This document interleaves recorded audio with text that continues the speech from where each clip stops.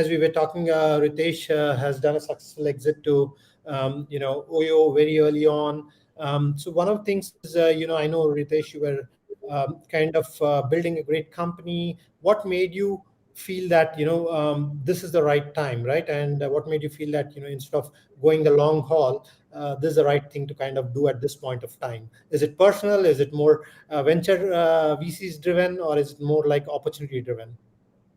Great. First of all, massive thanks to Ty for actually touching this topic. Very few people talk about exits, and grateful to you, Vamshi. I think the questions that you mentioned are phenomenal. So coming to the point that you never sell your business. The whole idea is that's not in your mind. As Naya rightly said, you never sell your business.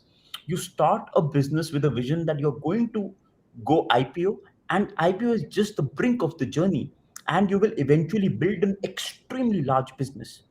That being said, I think selling is a byproduct of continuously trying to raise capital, continuously helping your customers achieve their goals, continuously focusing on NPS, and continuously being present in social media. This is what I feel.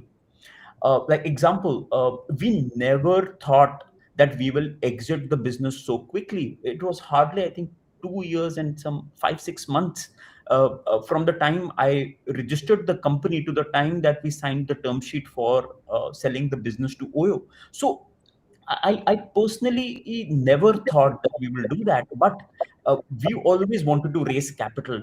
The day Ritesh messaged me, he said that we would love to we would love to be a part of Innovate. So we were thinking that we will raise significant capital from Oyo and then eventually do that. But we realized that and fortunately or unfortunately, there was not even a single Series A investor in the country who wanted to invest in my business. So because of that, at the time of exit, I held majority of the company, except of Y Combinator and a couple of small angels like Vijay. I held the company completely with me. So I had the liberty of making the decision, as Vikram rightly said.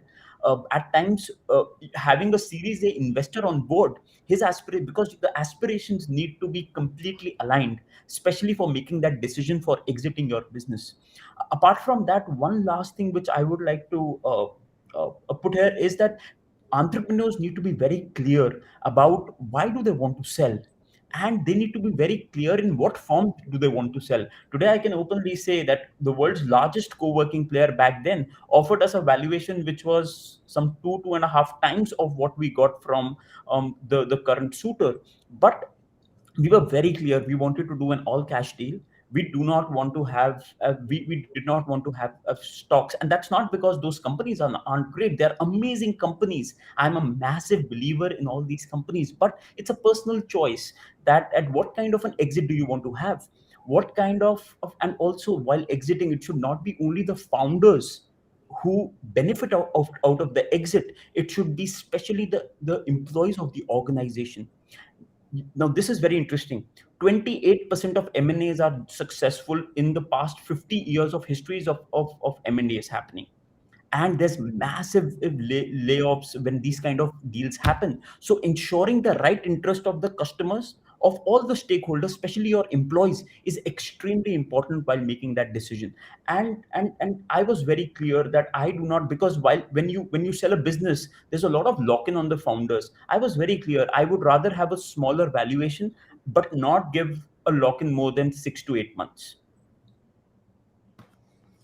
No, I think that's a terrific point, actually, Ritesh. I think, personally, I know that in my journey, I've come across opportunities where, 2 3 years into the company, that there is opportunities which come across, and most of the times you are struggling to decide as to whether this is the right exit for the founder or is this the right exit for the investor, right? So there's a dilemma between, is this a good exit for a founder or is it a good exit for the investor?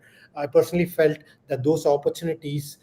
And Ritesh, just coming back to you, I think this is a little bit opposite from what Naya has been doing, in sense of, you really didn't want to be a part of the larger journey, and you wanted to come back, get out, and start investing, and again going back to the founders and start investing in the companies. So being an angel investor now, How do you look at this now, being on the other side? I've been on that side, but I want to get your sense of how you think the journey from moving from an entrepreneur to an investor, and how do you look at this right now?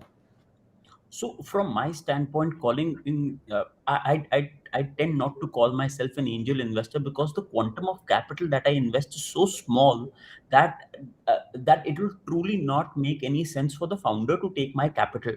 The only reason that they do is that I have invested in now I think 108 companies, and I've just realized one thing, that just be a part of missions which are extremely impactful, and that's my personal call. And this is I call this the burnt capital, because I don't manage a third party. See, managing third party capital is extremely hard. The hardest job in the entire startup ecosystem is not of the founder but of the venture capital firms. What you and Vikram are managing is I can't even I can't even be in your position. And that is one of, it's very difficult to manage third party capital, especially in startup ecosystem of India, which is still maturing. See, there are companies that have shrunk almost 50 to 70%, and these valuations are so bizarre at times. So I think and that is why I have decided never to become a venture capital firm, or an entrepreneur who manages other people's capital for investing into startups, because that needs heavy specialization. For me, it's very simple. I'm very clear with two things when it comes to founders. I just tell them that you should be very clear, why are you raising your capital? I think whenever you get an option of what do you put in for a problem, you have two options. Either you can put your intellect or you can put your money. What founders do is, when they have more capital, they tend to invest money for the wrong reasons, for the wrong outcomes, and they're not focused.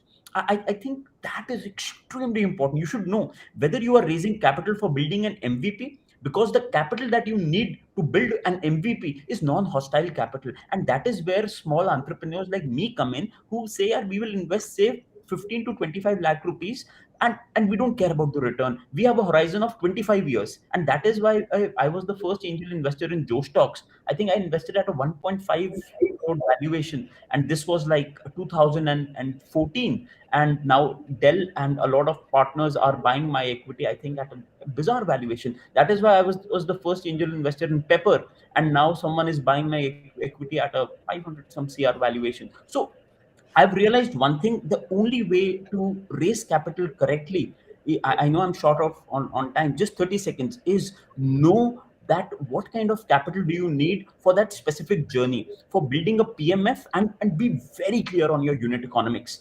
A lot of founders raise capital without knowing their unit economics from investors who think they are investing in a business where unit economics are sorted. Because if your unit economics are not clear, do not take serious capital for acceleration of the business, because finally at scale you will never be able to make sense. And by the end of the day, these valuations of this, we are all extremely blessed to be at the right place. I don't think we deserve these valuations.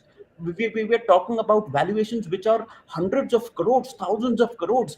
Goa ka GDP hota hai. So I feel that we are extremely at the right time doing the right thing, but we need to be very cognizant of the fact that we are at a very special moment, and we need to respect our customers and investors while doing all of that. Saying, Thank you. Ritesh, I think we're running out of time, so we'll just go to one last question. We'll take maybe 1 or 2 minutes each to quickly answer this. Coming back to your point and continuing on that, do you see the correction in valuation across the all stages of the startup, which means there are going to be challenges in every stage as we see? And also, what do you think are the sectors which you are bullish on in the coming next couple of years, which you think will be able to provide decent exits for the founders and the investors? So just 2 minutes each, and then we'll wrap it up. Sure. Should I go ahead? Yeah, please, Ritesh, go ahead. So for me, I don't care about sectors, and that is why I end up in, because my horizon is long. End up investing in founders like Supriya, who run Joe Stocks, founders like Anirudh, who run Pepper, who usually are not able to attract the right amount of capital. And for me, it's about that. It's better to take a 3 to 4 year journey to build the right PMF and then raise capital than from day one. And